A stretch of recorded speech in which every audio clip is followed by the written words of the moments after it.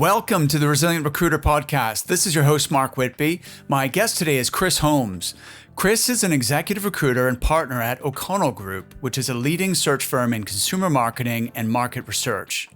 She's also the best-selling author of Ignite Your Career, which is a book she launched in July 2020. Before becoming a recruiter, Kris worked for a decade in consumer marketing with companies like Johnson & Johnson and Kraft Foods. She's a graduate of Tufts.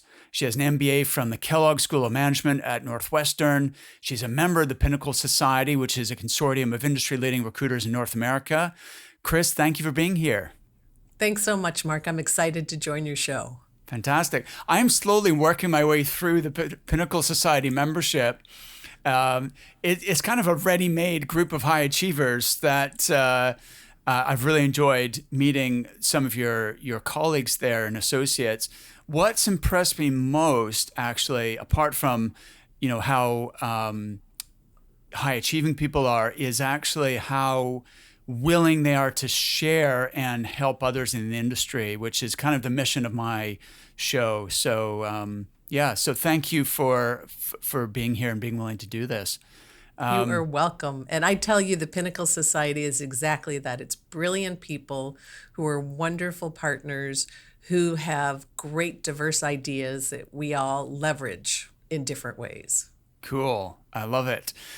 So look, I'm excited to hear about your achievements and also talk about your book shortly.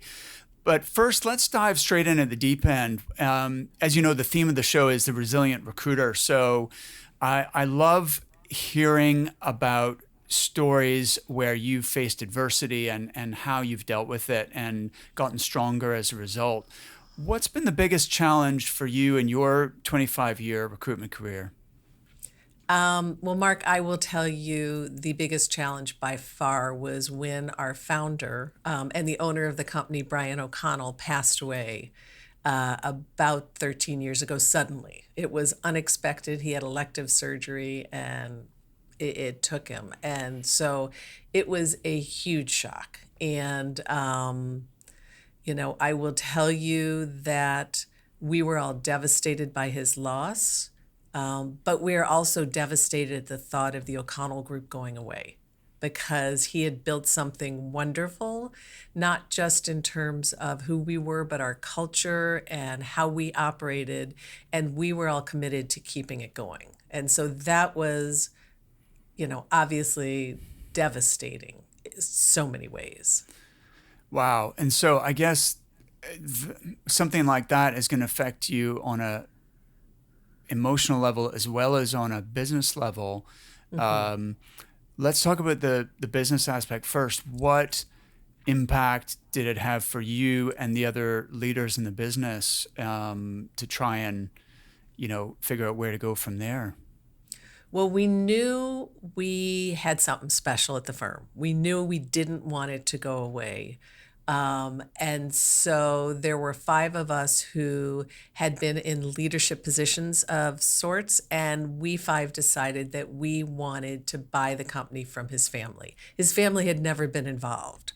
And everybody we talked to said, "You're crazy. You can't do a partnership with 5 people. And how are you going to figure out what to buy it for?" So we found a great financial partner who did a lot of private equity stuff and a lot of valuing companies.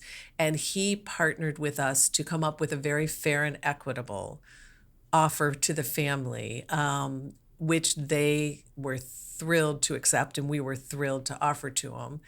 Because Brian had built something special. We wanted to make sure we took care of them. And then we as a team had to figure out how to work together to make sure we are aligned on our strategy and the vision for the future, and also recognize that whilst many things were great, we also had some opportunities to improve and try to figure out how to move the business forward and come out from under this cloud stronger than we went into it. Interesting. So let me play devil's advocate here for Sure. a minute, Kris, because from a commercial point of view, it seems like it would have been maybe simpler and certainly more favorable economically just for the five of you to form a new company under a different name and carry on doing business without having the, to then finance a deal for the family? What made you decide to stick with the existing brand, and which meant that you had to buy the company? Yeah, great question. Because, Mark, we could have walked away, but we would have walked away without the relationships and the database and the value that the O'Connell Group had built in the marketplace. Because we are a niche player and we operate in marketing and market research, we were known as one of the experts. And we had built a business based on that, on our expertise and our relationship and our long-term focus. And we all felt there was real value in that, and it was worth investing to keep that. We also wanted to keep Brian's legacy around. Okay. And that was important to us too, because we all really valued his leadership and what he had created. Okay, makes sense.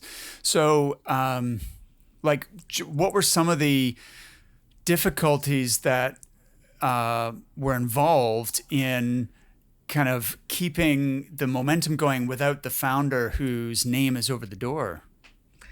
Yeah, so one of the things that was good is Brian had stepped away from day-to-day business.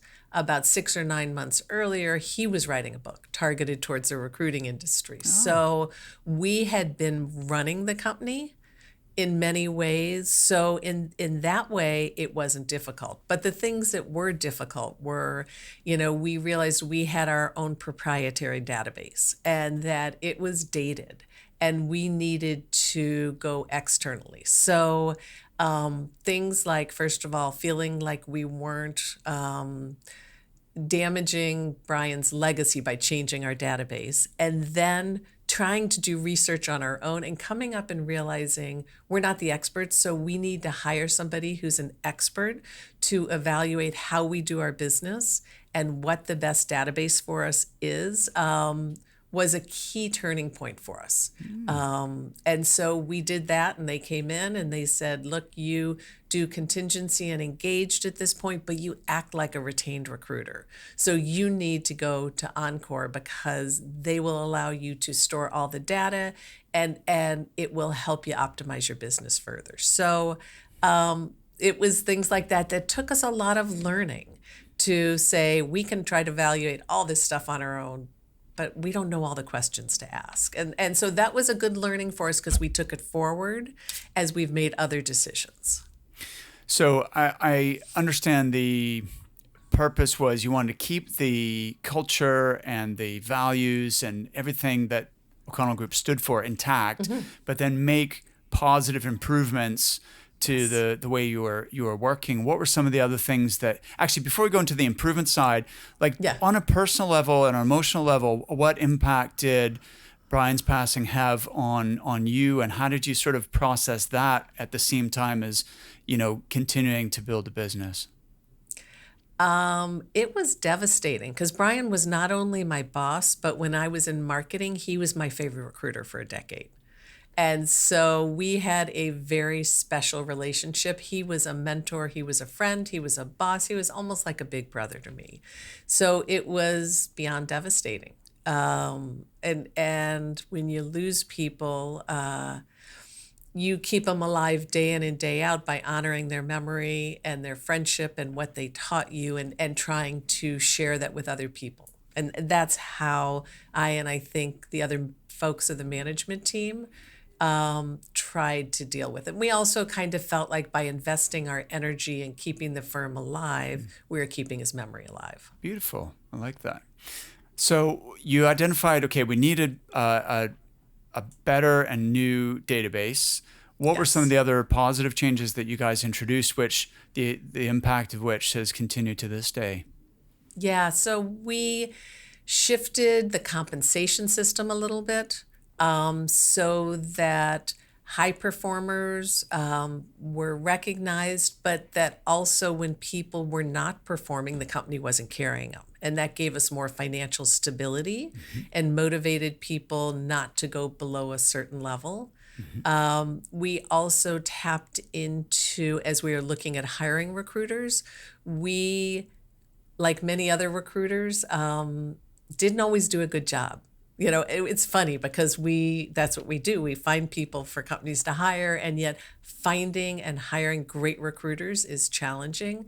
So we realized we needed some technical help, and we started using the peak assessment, which we found to be scary, right, dead on in terms of assessing people's potential for being successful, is also identifying watchouts that are going to occur that we need to address early on to help them succeed. So those were probably the two biggest things. We also instituted something called peer metrics, where on a monthly basis, the recruiters reviewed each other in terms of key metrics, not just how many referrals did you send out or how many calls are you making, but how are you as a client manager? How are you in terms of pushing all candidates equally, in terms of sharing all the relevant information so the other recruiters can sell. And so that helps a lot in terms of highlighting the areas that somebody's really great at or the areas that they need to, improve at to be a better partner, recruiter, and client manager. You've hit on a few points I'd like to explore further, please, Kris. Yeah. By the way, how many people are at O'Connell Group right now? Like, what's the current team size? We have, I believe it's 16 people. Okay. And are you all based in the same office normally, or are you spread throughout the country? Well, today, many of us are at our home offices. Yes, for sure. We have two major offices, one here in St. Louis and one in Fairfield, Connecticut. Okay. Then we have somebody who's down in Florida as well. Got it. And have you given any thought to expanding into other areas now that everyone's working from home anyway? We have tried over the years hiring people. We hired a couple of people over in New Jersey. And what we've found is, especially when somebody's learning, it is really challenging to be successful at home, without having offices to walk into and resources to rely on. Once somebody is a established recruiter and we know that they know what to do, they know how to do it, and they're also very motivated and takes initiative, don't need to be told what to do, then I think we'd be more open to it. But on the training and learning stage, it's a hard one to do remotely. I hear you. That makes total sense. So a couple of things you mentioned, which are hot topics among owners, are hiring and compensation. Yes. And it's funny that, as you say, we are so bad as an industry at our own internal recruitment. It's much harder to be your own client, right, than to help someone else, help another company. And there's all kinds of reasons for that. But what does your hiring process look like now, and how do you measure its success? Yeah, that's a great question. So, it kind of varies, Mark. When we've looked for junior recruiters, so, kind of newbies who maybe haven't done it before, but somebody who can grow with our company, we've looked at a lot of different ways. As talking to the Pinnacle Society, they've talked about people who are hungry, who have had challenges, who maybe can't come from a sales background, who have worked for enterprise in their training program, and different training programs like that. So we have tried different ways. We've put ads out, and then we've done the peak, and we've done in-depth references. And that's helped us find some really good junior recruiters with a lot of potential. They don't know the industry, but they have the capability long term if we train them. The other way we've done it is reached out to people who we know from our industry, who are dynamic and personable and have a very positive sales persona. They can talk to anybody. They're bubbly. They're, great partners.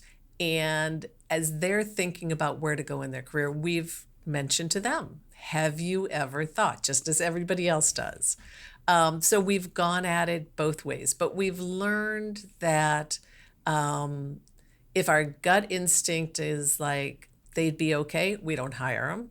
We hire people we really think have a lot of potential. But the other thing, Mark, that we've also learned is they've got to have an emotional maturity because, as you know, this business has ups and downs. And somebody whose emotions go on that roller coaster ride with the ups and downs has a really hard time long term being successful. Absolutely. It's interesting. You mentioned people from your industry, which would be consumer marketing and market research, Yeah. or newbies who are kind of, have some sales experience, maybe have done a training program with like Enterprise Rent a Car or something like that. And, but they have that drive and that, hunger to want to, be and do and have more. But you haven't mentioned experienced folks. Both of those would be rookies, albeit one would be a sort of more senior hire, one would be a more junior hire, but they're both newbies. Is that a conscious decision not to hire experienced recruiters from either a competitor and or maybe a different industry and then teach them about your industry? So great question. We did last year hire somebody who had worked at one of our competitors. Then she went back into marketing. She had been a marketing background. We were thrilled to have her join our firm. And it's been a very easy transition, and she is great. We are also considering, there's a recruiter out there, and I'm blanking on his name, who does recruiting for the recruiting industry. And some of my Pinnacle partners have used him really effectively. So we're considering that, looking for people in adjacent industries if we want to start like a new practice that maybe focuses on e-commerce or private equity play, and bringing that person in who's experienced and comes with a book of business. So we are exploring that, but given today's climate and truthfully where our revenues are, we're focusing on other things to help us come out of this stronger at this moment. I totally makes sense, and I'm keen to explore that further as well. The recruiter for recruiters, is that Dalta by any chance? Is it an Irish chap? No, I don't think it is. So I All think right. there's somebody else out there. And as I said, some of the Pinnacle folks have used this person and say, it's amazing. And I would tell other recruiters, he also says right now, because business is soft across the board, that a lot of great recruiters have been laid off. And so there's some really good talent out there if people want to access it. That's true. That's true. But a lot of firms are thinking, as you just said, that maybe expanding aggressively isn't our number one priority right now. On the other hand, that creates an opportunity, right, for the firms who do want to grow to Yes. maybe snap up some talent that under ordinary circumstances wouldn't be available. Well, I'll tell you what, I'll find the link to my Rec to Rec guy, and you find out who Okay. yours is, and I'll post Yeah. both names in the show notes here. That's great. All right, cool. So coming back to the growth plan then, or the hiring process, I've worked with a client for about 10 years. When I started working with them, there were 15 people. They now have close to Yeah. 200 people. And their strategy has almost always been hire rookies, unless they're already known to them. So they would hire someone in their network who they already had gotten to know. But they do not hire experienced people who they don't personally know, and that strategy has been really effective for them. They have a really rigorous kind of hiring process, and then an onboarding, and then ongoing development process that takes people through 7 levels of their career. So I think it's 7 steps to director is their kind of career roadmap, if you like. Sure. And but they have put a huge amount of time and effort specifically into hiring, which I think is a different skill set to actually doing the job and, being an executive recruiter. How have you guys managed that where you are still working with clients and candidates and doing deals, at the same time you're working strategically on the business as well as in the business? That's a really difficult juggling act. How do you guys manage that? Well, that's a great question, Mark. So as I said, there were 5 of us to start with, partners. And then one of the partners retired, and which is great for him. So there are 4 of us now, 3 of which are recruiters and 1 who is our VP of operations. And at first, for many years, we all did everything. All the partners, we met a lot, spent a lot of time, a lot of hours making decisions. And then we came to realize, A, we all had different strengths, and B, it was not the most efficient thing to do. And it was taking time away from recruiting. And so what we did is we had somebody who took over many of the business elements, and really leadership on those. So his job is now to do recruiting 50% of the time, but his 50 other percent is on many of these operational things. So we're getting a new phone system, we're updating our database. He takes the lead on all that stuff. He counsels us and we give approval, but he's doing a lot of the legwork. And that has freed up the other 2 of us to focus more on recruiting, so we bring in the revenues. So it's a win-win, but we've learned that you can't do everything, and to figure out strengths in the company and leverage them is a really effective way to do it. Great. That makes total sense. One of the things I'm working on with my coaching group at the moment is drawing their organization chart as they would like their firm to be structured, and then figuring out what are all the different jobs, and then, who should be doing what, rather than have, especially in small firms, your name tends to be in almost all the boxes, right? And it's figuring out how you can't grow if you're doing 20 different things. So right. You're figuring out what your strengths are and where you'd like to, what your zone of genius is. In regards to your compensation, you mentioned that you've restructured so that it rewards high achievers and is less of a risk to the business if someone isn't sort of performing. Could you elaborate a little more on how that works? Yeah, and what I can tell you also is, Mark, we have a crazy convoluted compensation system. Okay. And we do that because we want to be very team-oriented and collaborative and support each other, but we also want to recognize individual performance and compensate people who are doing a great job. And so there's components that take in client management and candidate management. And then there's also obviously the fee that comes in. So how big a fee it is. And we do it on a rolling 12 months, but then everybody gets paid based on their individual percentage of the total pie.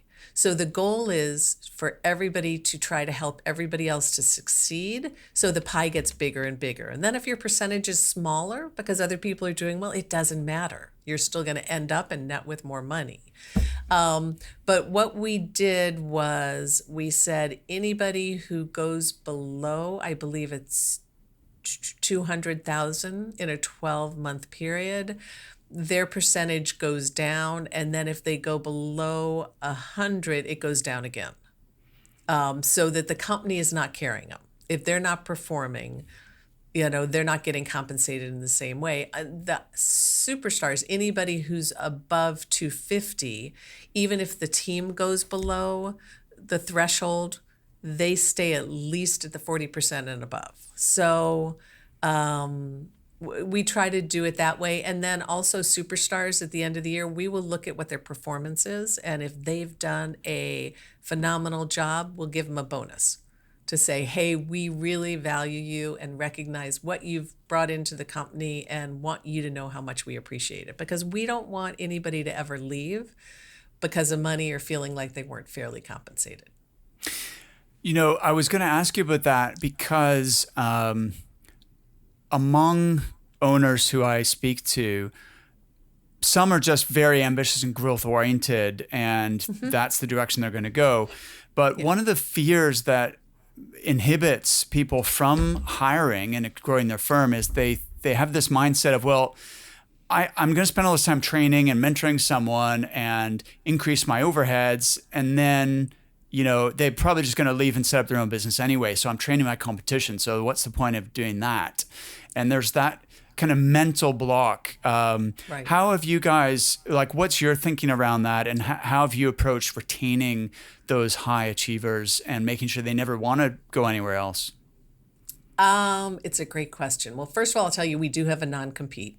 Sure. And, it's a pretty good one and a fair one. Second thing is, as Brian set up the company and the culture, as we've retained it, and I think even enhanced it, people are here not just because of the money they can make, but because they really like working here.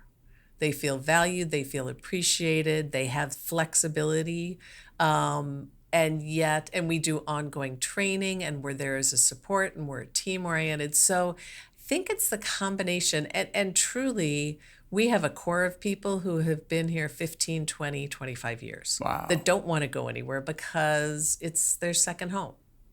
That's amazing. It's tenure of your staff. That's fantastic. Can you, what are some of the specific things you guys do to foster that feeling of it's not just the paycheck, but they actually like working with you guys specifically? Well, and I think it's not just with us, but it's with each other. And I think it kind of goes back to the compensation. Mark, many recruiting firms, it's you eat what you kill. And you're competing with each other. And the way we operate, because we are long-term focused and we're relationship focused, once you have a candidate in the database, that candidate is yours. And it's your job to build that relationship and get to know the person inside and out. So we're never competing for candidates. I think that helps. And the way our compensation system is set up, we all are there to help each other. So if somebody is working on a candidate who has an offer, but it's a thorny one, they reach out to all of us. And we all are there to back them up, to help them, to give ideas. And I think that is unique in the world of recruiting, but I think it's one of the things we all love about the O'Connell Group. Cool. Awesome. So there's a spirit of collaboration, which is baked into the comp plan. Is there anything else specific that you think has created that culture that people, love being part of? I think we all like each other. Like when people from St. Louis go to Connecticut or Connecticut come here, we all get together. We've had 2 people retire and we've had events for them. And, the folks from St. Louis have flown to Connecticut to celebrate those people. Birthday cakes. We're all loving, we start every day now with Zoom meetings with our team. So independent of where we are, we're, seeing each other and starting off the day. And then I think the other thing is our phone system is such that you can see who's on the phone, who's not. You push a button to connect with somebody, so it feels like they're next door versus across the country. And I think that's also helped. Oh, that's cool. Interesting. Yeah. What are you able to say? What is the phone system they're using? Well, it's funny because it was NEC and we are literally changing to Nextiva right now. Okay. So we're in the midst of it. Cool. Yeah. So you talked about Zoom, and we're going to go there in a second and talk about the current situation. But can you tell me more about your peer metrics? Because that is fascinating. I've not come across that before. I love that idea. Yeah. So what it is, and this is one thing we need to tighten down, but we have 20 peer metrics that we evaluate each other on monthly, the recruiters do. And it's everything from, finds enough candidates. So that's referrals or send outs, as people call them. Makes enough phone calls, reaches enough new people, focuses on business development, brings in new clients, does a great job managing the clients, gives me the information I need to sell effectively, communicates with others and doesn't let things fester. And so we evaluate each other on those things, a scale of 1 to 5. And I want to say 2% of our revenues goes into that pot. So there is a financial piece of that as well. But it's also a reflective piece. So each month you evaluate each other and then you look at it and you say, okay, what does the team think I'm doing well at? What does the team think I am not doing well at? What do I need to focus on this month to be a better partner with them, a better client manager, and a better recruiter? I'm just trying to understand the logistics of this. Does everybody evaluate everyone else, or is it Yes. only like in a smaller pod, or how does it? Nope, everybody. Okay. So all the recruiters are on the list, and then there's 20 things, and you just go through and give them a score of 0 to 5. And some of the things you can't evaluate somebody on, so you just leave it blank. I was going to say, what if I don't feel like I know how that person is performing in that area because I haven't worked closely enough with them in that Sure. area? You just leave it blank. Okay. And that doesn't help them or hurt them when you leave it blank.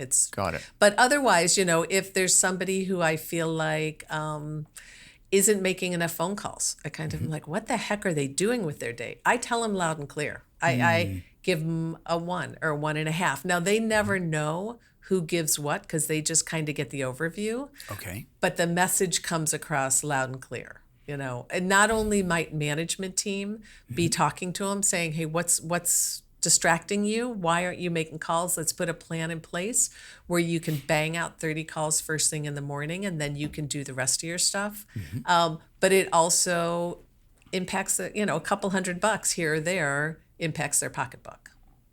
Great. That's interesting. I've not come across that before. Yeah.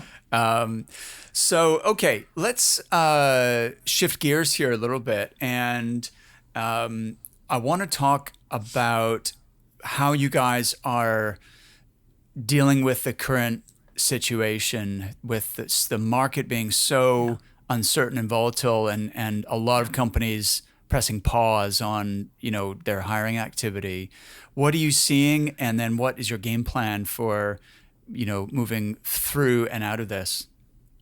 Yeah. So I've been doing this for 25 years. And so I've seen September 11th, I've seen the financial crisis. I've never seen anything like this. I mean, that is rocking everybody to their core. We were probably 55 jobs. Then everything kind of went on hold. We're probably now at 20 jobs, but not even all those are real. Those are ones that are coming up. So it is challenging. And I don't know about you, but thank God for the PPP. It helped a lot in terms of holding us over and helping us do things. But the steps we're taking, Mark, our philosophy is whenever we go into these times of crises, where we can't control the external market, we can control what we do.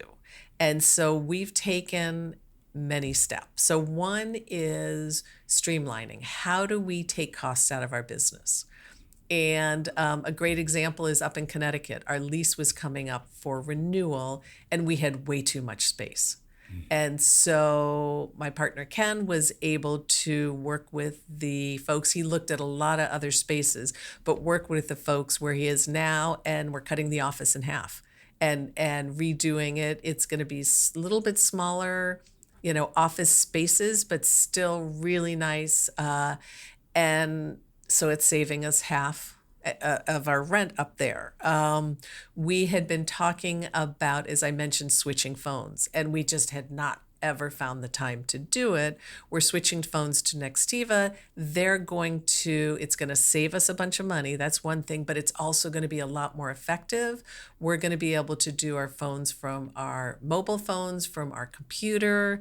We're not losing any of the capability we had on our old phone, but we're gaining a lot of capability. And then the third thing is we had been talking about updating our Encore. That was the third thing. And we are taking this time to, as we go through our database, really and truly focus on cleaning up the database, and we're going to be updating the database. So we're doing that. We also are doing a lot of business development. We've really built up our business development capabilities and focusing on that. And then the last thing, as you know, is I wrote this book, Ignite Your Career, and launch services, which are complete coaching, resume writing, interview prep, and negotiation, so that we can have multiple revenue streams as an ongoing thing. So, because there are a lot of people who reach out to us, just like I'm sure they do to you and other recruiters that are not in our sweet spot.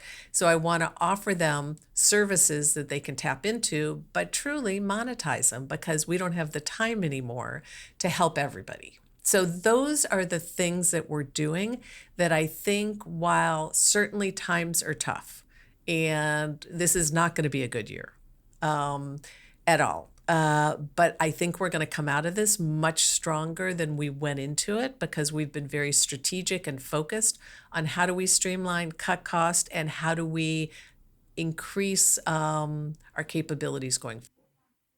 Sounds like a fantastic plan. I'm right there with you. And a couple of follow-ups. One is your coaching service. What is that called? It's complete coaching. Okay. And it's kind of what we take our candidates through when we start working with them, helping them assess their strengths and where they want to go in their career, and what type of culture do they thrive in, and where do they want to end up long term, and putting a plan in place with them on how do we get there, and then all the nuts and bolts in helping them, optimizing the resume, doing, interview prep with them so they stand out. When it comes time to receiving an offer, helping them negotiate in a very positive, productive manner, and then also helping them resign so that they build goodwill versus lose it, that they recognize that counter offers do not work, that they're a short-term fix, and they will continue to be unhappy for the reasons they started to search. So the complete coaching is really A to Z. But then there also are many times where candidates, their resume is just not resonating in the marketplace, and they need somebody to tighten it down. Or their resume is doing well, but they are bombing in the interview and they don't know why. Or they have an offer and they want somebody in their corner helping them negotiate it very quickly in a positive way to make the offer more competitive, but build goodwill along the way. So those are the services that we're excited to offer. Great. I love it. It's a good pivot. Have you launched it yet? And we have launched it, and it's exciting. It's, people can find it at www.igniteyourcareerbook.com. They can buy the book there, but they also can review the different services. Fantastic. Well, we'll talk about your book in more detail in just a second. I actually did a webinar I think it was in March, a few months ago, about how to add coaching as a revenue stream to your recruiting practice. And because I've been selling coaching and delivering coaching for 19 years now, I felt like I had some value or expertise to share in that regard. I think it's definitely, if it's done well and it's done in the right way, it can be a great way to add some revenue and also strengthen, as you say, have multiple streams of income and strengthen those candidate relationships who they may turn into clients down the road anyway, right? Right. What inspired you to write Ignite Your Career? So I have been thinking about writing this book, Mark, for 15 years. 15 years ago, I started working with Washington University here in St. Louis and going to their MBA program and presenting to them. And the kids were hungry for the information. They have a great career center. Since that time, I've had 3 kids either go through college or in college at great liberal arts schools. And I've also gone there and presented. And these are elite schools, and yet the kids, again, are really hungry for it. And so I started thinking about all the kids in the second tier schools where they don't have the funding, community colleges, and that this is really a gap out there. And that combined with the fact when my youngest went to college 2 years ago, it threw me for a loop. And I started working with a coach. And what came out of that was when I talked about the book, I lit up like a Christmas tree. And he really said, "What's holding you back? Why aren't you doing this?" And so that motivated me to start working on it last fall. And then when the pandemic hit, I realized there is never going to be a greater need in the marketplace. And so that motivated me to get up a lot of mornings at 4 a.m. and finish writing it and get it out as soon as possible because the world needs it. And in reality, as a recruiter, you can only talk to so many people in a day. And I want to reach more people. I really want to leave a legacy. So I wrote this book for the college student, the young professional, the career changer, to help them figure out strategically where they wanted to go and give them the tools to get there. Love it. That's brilliant. What an awesome purpose that gets you up like you're up at 4 a.m. with Dwayne "The Rock" Johnson to bang out your words for the day. That's brilliant. And I love the idea of being able to reach more people. That's what inspired me to do the podcast as well, is because I can have an impact on more people, and so that's what kind of inspires me as well. So you said the book's aimed at graduates, career changers. Any particular group that you had in mind when you're writing this? Really, it's for anybody because, while I have stories about marketers, the principles that I'm applying go across every industry. And for interview prep, for example, I did a session with, medical fellows a couple years ago, helping them do interview prep. And it was just as impactful for them as it was for an ABM or a chief marketing officer who I take through the same thing. So what I wrote and how I wrote it is really relevant across every industry. Brilliant. Okay. Well, I'm going to order my copy on Amazon.co.uk here. I checked before our interview. It is available over here as well. So Yes. So that's awesome. And just going back to your plan for how you're dealing with the pandemic. So you said number one is streamlining operations, looking for where you can cut costs. Number two was increasing business development. And number three, and not just increasing it, but up leveling that and getting everyone skills honed. Number three was this pivot to offering coaching as well. I think those are the three key points. Did I miss any? The other one is technology. Okay. The phone and our database, and now we have the time and the energy to do these things we've been wanting to do, and taking that moment and upgrading. So, our thought is we're viewing this like we're getting ready for the race of our life. And so we are prepping ourselves. We're doing all the work, the training, so that as the cloud lifts, we can run like we've never run before. Absolutely. That's a good analogy. On the business development, how have you adapted your messaging? Because I feel like what worked 6 months ago is now falling on deaf ears. It's just out of sync with kind of what clients and candidates are experiencing. How have you guys adapted your approach to BD? Yeah, that's a great question. So we've honed our message, first of all, Mark, where we've gotten more quantifiable.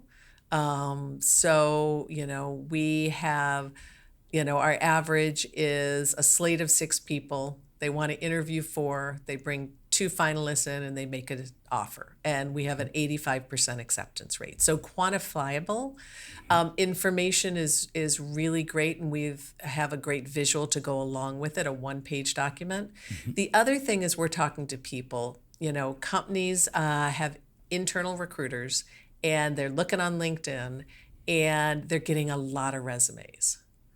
So we kind of position it as, look, if you want to hire anybody, you can do that on your own. But if you want to hire the right body, and the person who is going to move the dial and drive your business forward. You want the best of the best, and that's what we're going to bring to you. So, it's talking about streamlining and efficiencies, but it's also really upgrading the talent because we know the marketplace so well. So it's kind of the 1-2 punch. Great. Touching on, you mentioned internal recruiters. Are you guys seeing that there may, in the short to medium term, be an opportunity where companies have reduced the size of their internal talent teams? It's a great question.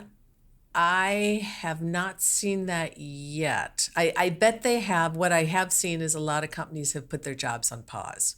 And in my field, in consumer packaged goods, where, our key focus is, that business for the most part has done exceptionally well. If you think about food and household products and over-the-counter drugs and vitamins, minerals, supplements, and all those things are booming, some up over 100%. But we also have to realize they've had to spend a lot of money on supply chain and keeping their people safe. So Yes. the sales are higher, but the revenues may not be. But then as they're looking to the future, they're realizing innovation is critical. And with everything going on in the world, that messaging to consumers and being appropriate and resonating is also critical. So having the right talent who can help them do that is really important. So it's us staying on top, us being communicating. It's us reaching out to all the CEOs and CMOs we know and just being really consistent in the message. So when they are ready to hire, we're top of mind. You got it. That's a perfect place to finish up, Kris. And actually, there's one thing I'd like to share with you while I've got you. I've started doing these stoic moments, I'm calling them. In fact, I haven't done it for a long time, so apologies, because I promised this right at the beginning when I started doing this podcast. And then I just got caught up in the interviews and would forget to do them. So I'd love to take the opportunity while I've got you to get your thoughts on this as well. I'm reading, or rereading, I should say, the Meditations by Marcus Aurelius. And he was a Roman emperor in the early part of the first century. So like 121 AD, I think he was born. So what I love about this is, although it was written like 2,000 years ago, it's so relevant to today, and especially in the recruiting business, which, as you mentioned, we have these ups and downs that we have to deal with. What I like about Marcus Aurelius is that this was not intended to be published. He's like, you're reading his diary basically, and he's written these entries for himself, which I kind of find reassuring that even this guy had not mastered himself. He was like, these are like notes to himself kind of thing. These are things I have to think about or things I need to remember. So the thing I pulled out today is from book 2 in the Meditations. So by the way, just as a context, Stoicism is not letting external events affect your internal state. That's basically what it's all about, and not being overly influenced by events and circumstances which we have no control over. Yeah. So he is writing, say to yourself first thing in the morning, today I shall meet people who are meddling, ungrateful, aggressive, treacherous, malicious, unsocial. All this has afflicted them through their ignorance of true good and evil. So what I like about this is, number one, he's mentally preparing himself for the day by almost reminding himself to what, this stuff is going to happen today. I'm going to meet people who are, going to be in conflict with me, who are going to be nasty or negative or, whatever.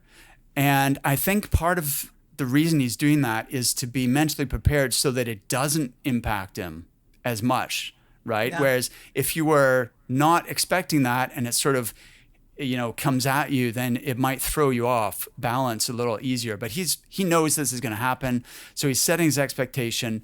But the other thing I like is that he almost takes an attitude he's feeling sorry for them, right? It's out of their ignorance. They haven't mastered themselves, and that's why they're behaving in these ways. And so rather than interpret it as, oh, people don't like me, or,